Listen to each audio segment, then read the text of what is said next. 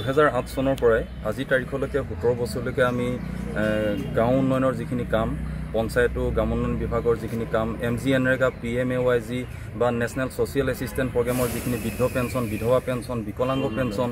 ইয়াৰ উপৰিও আমাৰ ৰাজ্যৰ চৰকাৰৰ যিখিনি অভিলাষী আঁচনি অৰুণোদয় হওক বা আমাৰ নেশ্যনেল সিকিউৰিটি আপোনাৰ ফুড সিকিউৰিটি আইনৰ যিখিনি ৰেচন কাৰ্ড হওক আমি সকলো কাম আনকি আমাৰ নিৰ্বাচনৰ আমাৰ দায়িত্ব সকলো কামখিনি আমি দিন ৰাত একাকাৰ কৰি আমি ন্যায়নিষ্ঠভাৱে সততাৰে আৰু একাগ্ৰতাৰে সৈতে আমি কৰি আহিছোঁ আনকি আপোনালোকে আচৰিত হ'ব আমি নিজৰ ল'ৰা ছোৱালীকো ইয়াৰ পৰা আমি দিনটো আমাৰ ফিল্ডৰ যিখিনি কাম থাকে কামখিনি কৰি গৈ ৰাতি আমি কম্পিউটাৰত বহিব লাগে যি সময়ত আমি নিজৰ ল'ৰাটোক সময় দিব লাগিছিলে বা আমাৰ বৃদ্ধ পিতৃ মাতৃক সময় দিব লাগিছিলে সেই সময়ত আমি ৰাতিও গৈ আকৌ কম্পিউটাৰৰ সন্মুখত বহি আমাৰ ডাটা কিছুমান এণ্ট্ৰি কৰিব লাগে বিভিন্ন কাম আৰু আপোনালোকে চাব আমি যোৱা যিটো অৰুণোদয় কাম হৈছে আমি ৰাতি আমি 3-4 বজালৈকে উৰে ৰাতি আমি কাম কৰিছোঁ আৰু যোৱা আমি কাতি বিহুটোত আমাৰ কোনো এজন আমাৰ কৰ্মচাৰীয়ে বিহুটো পালন কৰিব পৰা নাই আমি ঘৰ চাৰ্ভে কাৰণে এইটো এটা উদাহৰণ এনেকুৱা অলেখ কাম আমি দিন ৰাত একাকাৰ কৰি আমি সৰ্বোচ্চ ত্যাগ কৰি আহিছোঁ তৎসত্ত্বেও আজি পৰ্যন্ত কিন্তু আমাৰ প্ৰতি কোনো সহানুভূতিশীল বা কোনো দয়াৰ ভাৱ কিন্তু আজি পৰ্যন্ত বিভাগে হওক বা আমাৰ বিভাগীয় মন্ত্ৰী মহোদয় হওক বা মুখ্যমন্ত্ৰীয়ে হওক কিন্তু আজিলৈকে আমি তেনেকুৱা কোনো সহানুভূতি আমি দেখা নাই আমি আমাৰ মূল দাবী হ'ল আমাৰ চাকৰিটো আমাৰ সুৰক্ষা হ'ব লাগে আমি 60 বছৰলৈ আমাৰ নিশ্চয়তা প্ৰদান কৰিব লাগে ইয়াৰ পৰা আমাৰ যিটো আগৰ এটা অফিচিয়েল অৰ্ডাৰ আছিলে যে আমাৰ যিসমূহ আমি বেতন পাওঁ প্ৰতি বছৰে 10% বাঢ়ি যাব গতিকে হেতু আমাৰ আজি তাৰিখলৈকে কাৰ্যকৰী হোৱা নাই আমি 2 বছৰমান পালোঁ তাৰ পিছত আমাৰ আকৌ গেপ হৈ যায় আকৌ আমি আন্দোলন কৰিব লাগে গতিকে হেতু নিয়াৰিকে যাতে প্ৰতি বছৰে সময়মতে বৃদ্ধি কৰে আৰু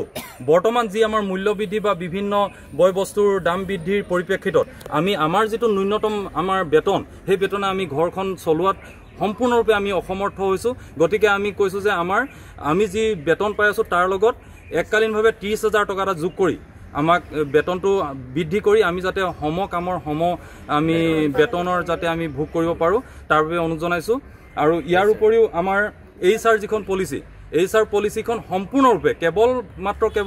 বিভাগীয় স্বাৰ্থত ব্যৱহাৰ কৰি নহয় আমাৰ কৰ্মচাৰীসকলৰো সুৰক্ষা অধিকাৰ আৰু ন্যায়ৰ স্বাৰ্থতো যাতে সেইখন সম্পূৰ্ণৰূপে ব্যৱহাৰ কৰি আমাক ন্যায় প্ৰদান কৰে তাৰ বাবে আমি বিভাগ আৰু বিভাগীয় মন্ত্ৰী মহোদয় আৰু আমি মুখ্যমন্ত্ৰী মহোদয়লৈ আমি কাটৰ আহ্বান জনাইছোঁ কেতিয়ালৈকে প্ৰতিবাদ অব্যাহত থাকিব আমাৰ এই প্ৰতিবাদ আমাৰ যেতিয়ালৈকে আমি এক ফলপ্ৰসূ এক সিদ্ধান্ত নাপাম তেতিয়ালৈকে আমাৰ এই কাৰ্যসূচী চলি থাকিব অসম পঞ্চায়তৰ গ্ৰাম উন্নয়ন বিভাগৰ ঠিকাভিত্তিক কৰ্মচাৰীসকলে আমি কৰ্মবৃত্তিৰ অৱস্থান ধৰ্মঘট কৰিছোঁ যিহেতু আমাৰ যিখিনি ন্যায্য প্ৰাপ্তি দাবী তেওঁলোকে বহুত দিনৰ পৰা আমি তেওঁলোকক অৱগত কৰাইছোঁ চৰকাৰক কিন্তু আমাৰ ফালে কোনো সুদৃষ্টিৰে মানে তেওঁলোকে চোৱা নাই সেইকাৰণে আমাৰ দাবীসমূহ মানি নোলোৱাৰ কাৰণে আৰু আমাক ন্যায্য প্ৰাপ্তি নিদিয়াৰ বাবে আমি আজি এই আন্দোলনৰ কাৰ্যসূচী ল'বলৈ বাধ্য হৈছোঁ কাৰণ যিহেতু চৰকাৰখনে আমাক BNRD ডিপাৰ্টমেণ্টৰ অল কণ্ট্ৰেকচুৱেল এমপ্লয়ীখিনিক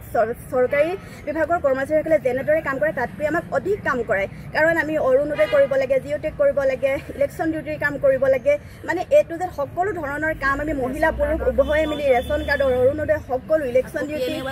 PMYG ঘৰ চাপে সকলো ধৰণৰ কাম কৰায় কিন্তু আমাৰ কাৰণে তেওঁলোকে কিয় সুদৃষ্টিৰে নাচায় মাহিয়াৰ চকুৰে তেওঁলোকে আমাক কিয় চাব লগা হৈছে আমি সেইটো এটা ভাবিব লগা বিষয় আৰু মানে সেইটো কাৰণে আমি এই আন্দোলনৰ কাৰ্যসূচী ল'বলৈ সঁচাকৈ বাধ্য হৈছোঁ আৰু বহুত মানে অন্তৰত দুখ লাগে যেতিয়া মহিলা এগৰাকীয়ে ঘৰখনৰ সকলো কাম বন এৰি নিজৰ ঘৰৰ ল'ৰা ছোৱালীক সমস্ত দায়িত্ব ঘৰখন এৰি পিনে ৰাতিপুৱা 10টা বজাৰ পৰা যেতিয়া কেতিয়াবা 7টা-8টা বাজি যায় আমাৰ মহিলাসকলৰ ইমান কষ্ট স্বীকাৰ কৰোঁ কিন্তু ইমান কষ্ট স্বীকাৰ কৰাৰ পাছতো চৰকাৰখনে আমাৰ মূল্য কিয় নবুজে আমাৰ যিসকল পুৰুষসকলো কৰি আছে তেওঁলোকে কিমান কষ্ট ইমান ন্যূনতম দৰমহাত তেওঁলোকে এখন ঘৰ চলাটো বহুত কষ্টকৰ আৰু মহিলা পুৰুষ উভয়ে কৈছোঁ ইমান ন্যূনতম দৰমহাত আমি কাম কৰিবলৈ মানে অসমৰ্থ সেইকাৰণে আমি চৰকাৰক আহ্বান জনাইছোঁ যাতে